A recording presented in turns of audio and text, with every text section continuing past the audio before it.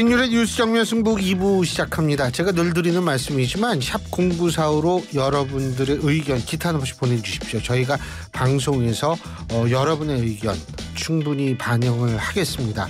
짧은 문자 50원, 긴 문자 100원입니다. 저희가 뭐 열린우리당 뭐 이런 정당하고는 전혀 상관이 없습니다만 이 방송은 열린 방송이라는 사실 여러분 꼭 기억해 주시고 많은 참여를 해 주셨으면 감사하겠습니다. 자, 신뉴스 정면 승부 2부 천막회인데요. 오늘 젊은 정치인 두 분 나와 계시죠? 한 분씩 소개해 드리겠습니다. 국민의힘 중랑을 당협위원장이시죠? 이승환 전 대통령실 행정관 나와 계십니다. 어서 오십시오. 네, 안녕하십니까. 예. 그리고 성치훈 전 청와대 행정관 나와 계십니다. 안녕하십니까. 예, 반갑습니다. 예. 그래도 참 이게 이름을 바꿔줘가지고 설명을 안 해도 돼요. 이게 청와대 계속 있었으면 네. 이게 그럼 문재인 정부 때 윤석열 정부 때 이렇게 돼야 되는데 지금은 대통령실 행정관, 청와대 행정관 굉장히 이 점은 좋아요. 좋습니다. 예, 편하게 아주 방송 안 그랬으면 그거하고 똑같죠. 왜 우리가 맨날 그 여론조사 얘기하면 자세한 내용은 중앙선거 여론조사 심의위원회 홈페이지를 참조하시면 됩니다. 이거 굉장히 사실 번거롭거든요. 네. 예? 근데 이거 아주 이건 고마워요. 예. 자, 오늘 어쨌든 이 얘기 어떤 얘기부터 해야 될지 모르겠네. 저 얘기부터 합시다. 그 탄핵 탄핵 소추안이 오늘 발의가 됐고 이제 내일 투표를 하죠. 예?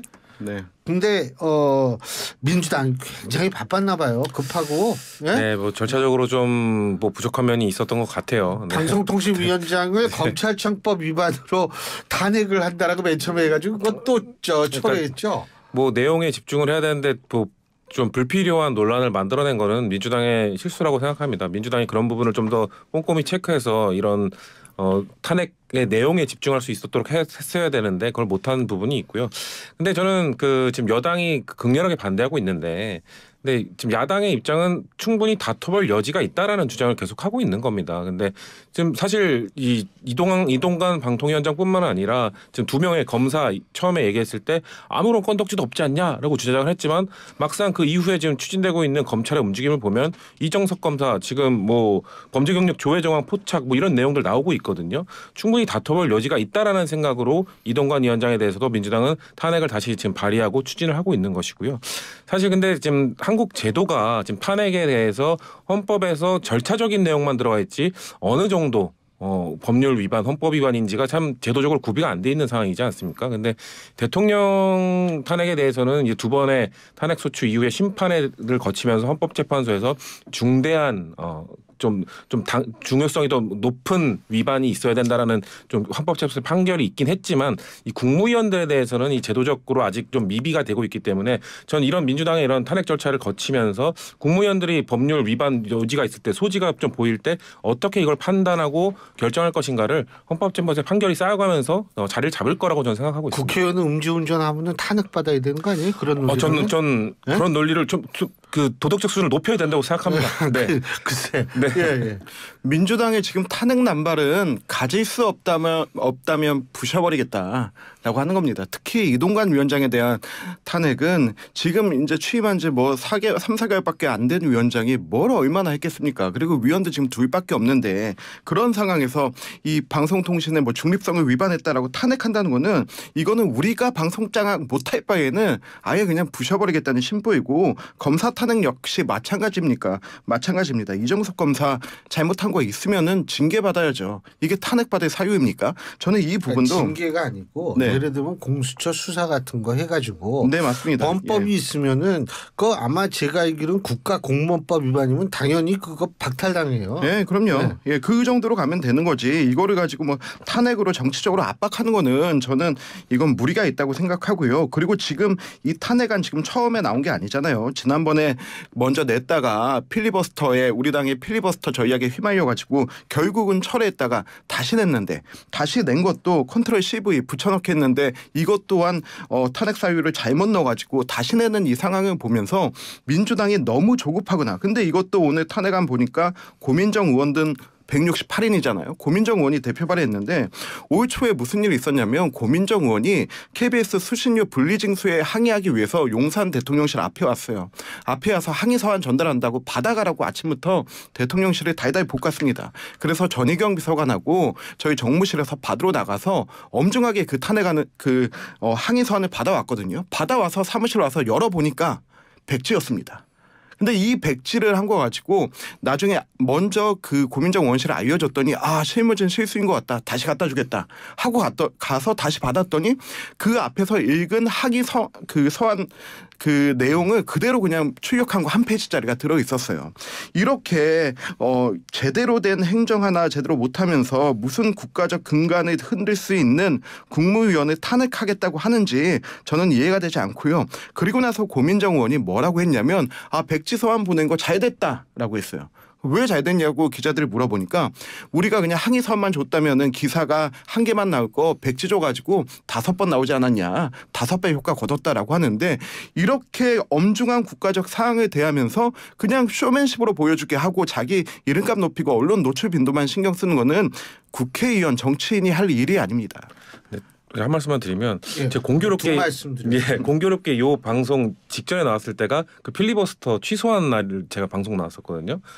그때 사실 이거 한번 따져보자고 했던 건데 어떻게 보면 허를 찔리면서 제대로 지금 안을 통과시키지 못했던 거였고 그리고 말씀하신 대로 그런 절차적 부족함, 좀 미숙함 이런 것들은 민주당이 반성해야 될 부분이라고 생각합니다. 하지만 전 내용에 집중하자는 건데 취임된 지 얼마 안 됐다고 하지만 벌써부터 저는 방송 장악 의도 드러나고 있다고 봅니다. 왜냐면은 근데 제가 한 가지 방송 장악 의도가 드러났다고 칩시다. 그 과거 정권은 방송 장악 안 했나요? 전 그래서 그때도 제가 필리버스터 취소한 날 그날 방송에서도 똑같이 얘기했는데 민주당이 방송 3법 그때 문재인 정부 때 처리하지 못한 거 전 뼈 아프게 반성해야 된다고 생각합니다. 그때 반성이 아니라 왜 못했는지 왜를 한번 생각해 그때 막상 권력을 줬을 때 그거를 못 놓은 거죠. 저는 그거에 대해서 뭐 문재인 정부도 분명 규칙 사유가 있다고 생각합니다. 그거에 대해서 비판받을 여지, 비판은 달게 받아야 된다고 생각합니다. 그거에 대해서 뭐 그때는 뭐 상황이 여건치 않았다는 뭐 그런 핑계는 국민들께 전혀 설득이 되지 않을 거라고 보고요. 그래서 뒤늦게 이제라도 하겠다는 것이고 그리고 지금 몇 달 안 됐다고 하지만 벌써 몇 주 전에 있었던 정부 행정 전산망 마비가 된 날 그때 모든 언론이 다 첫 꼭지로 그걸 다뤘을 때 KBS만 에이펙 정상회담 다뤘거든요. 그때 사람들이 이걸 보면서 이게 역시나 윤석열 정부도 지금 방송을 장악하고 있구나. 정상화라는 이름을 내걸고 있지만 사실상 정부의 입맛에 맞는 그래서 뭐 땡윤 뉴스 이런 얘기까지 나오는 거 아닙니까? 이런 거에 대해서 의문이 있고 의혹이 있고 한번 따져보자라는 거기 때문에 저는 헌법 탄핵 소추는 의회가 하지만 탄핵 심판은 국민의힘이 하는 게 아니잖아요. 탄핵 심판은 헌법재판소가 하는 겁니다. 한번 판결을 받아보자는 겁니다. 근데 이제 문제는 사실은 그동안 정부 기관이 일정 부분 마비가 지금 되게 생기는 게 문제가 있는 거예요. 이게 지금 이동관 방통위원장이 위원장직을 이게 일단 직무 정지가 되는 거니까 그럼 한 명 남아가지고 한 명이 뭐를 하겠어요. 그쵸. 법적으로 제가 알기로는 2명 이상이면 돼요. 법적으로는 문제가 없는 걸로 알고 있어요. 근데 지금 2명인데 한 명이 없어졌으니 5명 중에 지금 2명 방통위원장 말고 다른 방통위원들도 지금 여야가 정치권이 지금 서로 맞아요. 합의도 못하고 합의의 정치 이제 정치권은 어쩔 수 없이 합의의 정치 해야죠. 어쨌든 지금 한 명밖에 없으니까 이게 마비가 되고 있다는데 문제가 있는 거죠. 그러니까 이태원 참사와 관련해서 이상민 장관 탄핵이 됐다는 게 잘 됐다 못됐다를 떠나가지고 그때도 행안부 장관 공석이 상당히 이어졌다라는 것과 또 이게 그거와 수혜를 연결시켜준 그러니까 이게 문제는 뭐냐면 어쨌든 정부 기능이 탄핵 때문에 자꾸 마비가 되는 거는 이거는 긍정적이라고 따져보는 거 좋아요. 근데 이걸 꼭 탄핵을 통해서만 따질 수가 있느냐. 저는 이거 근본적으로 대선 불복이라고 생각합니다. 지난번에 이상민 장관 때도 바로 민주당에서 해임 건의안 먼저 내고 그리고 나서 이거 거부되니까 자체 진상조사 진행되고 있고 수습되고 있는 그런 상황에서 탄핵안을 바로 내버렸어요. 이거는 지금 또 16 국무위원 중에서 7-8명을 계속 탄핵 얘기하고 한동훈 장관까지 얘기하지 않습니까? 이거는 대선 불복이라고 생각하고 국가의 근본적인 질서 자체를 흔드는 거라고 생각합니다. 우리 뭐 헌법에 명시된 탄핵 절차에 따라서 하고 있는 거를 왜 대선 불복이라고 말씀해 주시는 근데 대선 불복이라기보다는 이런 건 아니에요. 그러니까 뭐냐면 분명히 헌법에 명시되어 있는데 이렇게 자주 툭하면 진짜 탄핵은 툭하면 지금 탄핵 박진 장관 해임 건의안 뭐 해임 탄핵 이게 뭐 제가 볼 때는 오히려 그 해임 탄핵 얘기 안 나온 장관이 굉장히 기분 나쁠 수 있을 것 같아요. 그러니까 제가 궁금한 거는 헌법에 명시되어 있는 그 권한이 언제 처음 쓰였습니까?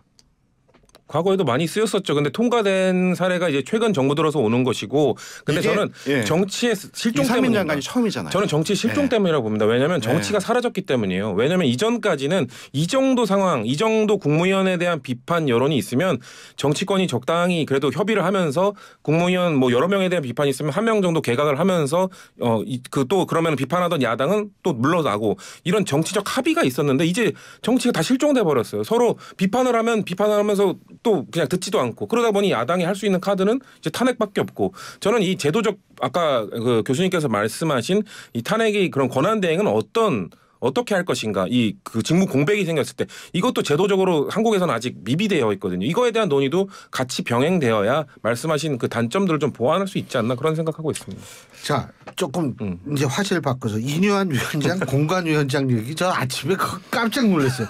아니 이분이 타고난 정치 감각의 소유자시든지 아니면 아주 주위에 아주 굉장히 그 훌륭한 이 자문 그룹 혹은 자문 정치인이든지 아니 어떻게 이건 기성전 지인도 굉장히 생각하기 힘든 제안을 던진 거예요. 어떻게 보십니까? 이제 본인을 공관위원장 시켜라 혁신안을 관철시키기 위해서 그런데 만약 지도부가 혁신안을 관철시킨다면은 나 공관위원장도 안 하고 나 지금 출마 얘기는 안 오는데도 가지 않겠다라고 하는 거는 굉장히 한 단계 위에 두 단계 위에 수를 썼다고 생각하고 저는 근데 여기에서 이제 김기현 대표가 이제 어떻게 반응할지 지도부가 어떻게 반응할지가 궁금한데 궁금하셨죠? 네네. 이미 나왔잖아요. 공관위원장 하려고 혁신위원 했나? 이거죠. 네. 그게 아니라고 믿기 때문에 공관위원장 거부했죠. 예. 저는 그래서 이 모든 사태의 기준은 정말 그냥 수도권 서울의 가장 어려운 지역의 민심으로 봐야 된다고 생각해요. 그래서 혁신위 회의 중랑구 가서 하고 지도부 회의 도봉구 가서 하고 저는 이렇게 해서 이게 얼마나 매서운지 좀 봐야 된다고 생각합니다. 얼마 전에 우리 김기현 대표님 울산 다녀오셔서 지역 주민들 만나서 큰 힘 얻고 오셨잖아요. 그리고 우리 혁신위원장도 여의도 안에만 계시면은 맨날 본인 취재하는 기자들이나 의원들이나 공천받기 위해서 노력하는 분들만 만나게 되면은 눈을 가리게 됩니다. 저는 중랑구 와서 중랑구청 한복판에서 좀 회의해 보시라고 하고 싶어요. 그러면은 우리가 보통 뭐 컴퓨터가 고장나서 고치려고 할 때 뭐 이거 만져보고 저거 만져보고 하다가 안 되면 다 포맷 시키잖아요. 포맷 시키고 새로 깔잖아요. 저는 지금 이렇게 포맷하고 새로 까는 절차가 좀 필요하다고 보는데 이걸 단순히 누가 할 것이냐. 저는 누가 할 것인가에 대해서는 김기현 대표의 역할이 있다고 봐요. 그냥 여기에서 이뇨한 혁신위원장이 내가 공관위원장하고 내가 선대위원장 역할까지 준하고 내가 당을 다 이렇게 움직이는 역할을 할 거야 한다면은 그것 자체도 또 문제입니다. 여기에서 정말로 뭐 비대위로 갈 건지 혁신위에 더 힘을 실어줘서 공관위로 그대로 이전시킬 것인지 저는 이 역할도 김기현 대표가 해야 된다고 보는 거고 그러기 위해선 김기현 대표의 어떤 결단이 필요한데 그 결단이 더 늦지 않기를 바랄 뿐입니다. 성치현 행정관님은 이거 딱 보시고 어떤 생각 드셨어요? 공관위원장. 네. 저는 이뇨한 혁신위원장이 하고 있는 행동들을 쭉 보면서 이거 다 지금 뭐 갈등이 있는 것처럼 보이지만 저는 어디선가 같이 지금 기획하고 있는 사람들이 계획대로 잘 하고 있다. 라고 그렇게 보여져요. 우리가 좀 좋게 표현해야죠. 자문 이게 있다. 그렇죠. 네, 자문 조언을 구하는 그런 분들과 함께 왜냐하면은 어차피 이뇨한 혁신위의 태생부터가 지도부를 그대로 유지한 채로 비대위가 아닌 지도부가 있는 상태에서 들어갔기 때문에 혁신위가 할 수 있는 건 사실상 지금 나와 있는 안건들 중진 그리고 영남 다선 의원들의 용퇴라든지 아니면 험지 출마 저는 이런 안건들을 이슈화 시킨 것 여기까지가 역할이라고 봅니다. 그러니까 저는 이거를 장바구니에 담는 것 정도 그게 딱 혁신의 역할이었다고 보는데 이제 이후 단계 저는 이제 구매력을 갖고 있는 이 사람이 와서 클릭할 사람이 이제 새로 나올 거라고 봅니다. 이제 비대위원장 등이 나타날 거라고 보는데요. 이뇨한 혁신위원장이 정말 공관위원장을 정말 하고 싶어서 말한 게 아니라 저는 내가 어떤 역할에도 하겠다. 불출마까지 얘기하면서 왜 아무도 이거에 대해서 받지 않느냐. 어차피 내 뒤에 다른 구매력을 갖춘 사람이 와서 이거 클릭할 텐데 구매 클릭할 건데 그 전까지 내가 공관위원장 하든 뭘 하든 나처럼 이렇게 백의종군할 생각을 해야지 왜 다들 아직도 욕심을 내면서 이 불출마나 험지 출마 얘기를 못하냐라고 저는 강요하고 있는 거라고 생각합니다. 지금 비대위로 가실 것 같다고 말씀하셨는데 예. 동의하십니까? 저는 아직 100% 동의하지 못합니다. 100% 동의하지 못하고 그런데 지금 국민들이 원하시는 거는 과연 뭐 일부 인사들에 대한 희생과 헌신이 과연 합당하고 효과가 있느냐 없느냐 이건 중요하지가 않아요. 일단은 있어야 된다. 가 대전제가 돼 버렸어요. 강서 선거 이후에 시간을 너무 오래 끌었고 거기에 뭐 저희가 정책적 아젠다 메가서울도 내보고 뭐 의대 증원도 내보고 여러 가지 내봤는데 그런 것들이 단발적 효과는 있었거든요. 그런데 지금까지 와서 살펴본 바로는 국민들은 진짜 희생과 헌신을 원한다. 이게 효과가 있던 없던 일단 이거를 던져놓고 시작을 해야 된다고 보기 때문에 그런데 그 희생과 헌신의 절차와 프로세스가 어떻게 되느냐 저는 그거는 지금 김기현 대표와 지도부가 해야 된다고 생각하고요. 그 혁신위의 안도 중요하고 하지만은 이게 지난 지도부가 전체 우리 당원들의 총의를 해서 뽑힌 지도부 아닙니까? 그래서 그 당심으로 그 민심의 당심으로 돌려서 우리가 이렇게 받아들이겠습니다라고 하는 그 절차를 보여주는 게 좀 중요하지 않나 생각합니다. 하여간 우리가 인 위원장이 또 아주 타고나게 원래 정치적인 뛰어난 능력을 가질 수도 있는데 전 진짜 이거 깜짝 놀랐어요. 제가 아까 직접 들었거든요. 그 회견 내용 YTN 이 방송할 때. 저 그거 학교에서 딱 듣는다. 너무 놀라가지고 막 띵 하더라고요. 예. 그 정도 놀랐는데.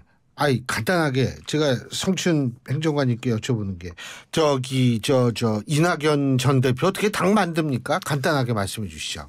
아니요. 저는 당을 만드실 거라고 생각하지는 않습니다. 지금 일단 그래도 지금까지 되게 정제된 발언을 하시던 분이 센 발언을 했기 때문에 지금 다들 뭔가 진짜 하는 건가라는 지금 추측들을 하고 있는데 사실 이낙연 전 대표가 당대표도 했고 그리고 그 대통령 경선에 나와서 어느 정도 평가를 받으신 분입니다. 지금 지지율도 사실 나오고 있지 않고요. 그래서 단 지금 당의 상황이 민주당의 상황이 너무 이재명 대표에 대해서 한마디도 못하는 반대 목소리를 못 내는 상황이기 때문에 그 목소리를 좀 모아내는 구심점 역할을 할 수는 있지는 않을까 정도의 역할론이지 뭔가 지금 이낙연을 중심으로 모여서 당을 만들고 새로운 세력들을 모아내자 이런 중심적 역할을 할 정도의 지금 지지 기반이 있으신 분이 저는 아니라고 판단하기 때문에 단 지금 당에 너무 반대 목소리 못 내는 거에 대해서 좀 그거에 대해서 지금 역할을 하시려고 하는 거라고 봅니다. 어떻게 보세요? 물론 국민의힘이 남의 얘기가 입장은 아니죠. 서로 그렇습니다. 서로. 만들어주시면 땡큐. 요새는요. 당대표들이 신당 창당에 대해서 이렇게 그렇죠. 뉘앙스를 풍기는 게 유행인가 봐요. 전직 당대표들이. 그래서 저는 빨리 선거제 확정을 빨리 져야 된다고 봐요. 지금 이런저런 당들이 얘기가 나오는 게 뭐 완전 연동형으로 갈 거냐 아니면 과거 병립형으로 갈 거냐 여기에 따라서 한 절반 이상 신당 얘기는 없어질 거라고 보거든요. 그래서 국회가 할 일 빨리 해가지고 이러한 불필요한 소모적 논쟁을 빨리 없애기를 바랍니다. 맞습니다. 소모적인 이게 사실 소모적이죠. 근데 우리 총선 때마다 나오는 얘기 아니에요. 그렇죠. 네. 총선 때마다. 근데 이제 단지 아까도 얘기했지만 이번 총선의 특징은 전직 당대표들이 각당의 당대표들이 신당 창당의 뉘앙스를 강하게 풍기는 발언을 하고 있다. 특징적인데 앞으로 좀 지켜보죠. 오늘 두 분 말씀 여기까지 듣겠습니다. 고맙습니다. 예, 감사합니다. 지금까지 국민의힘 중랑을 당협위원장이시죠. 이승환 전 대통령실 행정관 그리고 성치훈 전 청와대 행정관 두 분과 함께했습니다.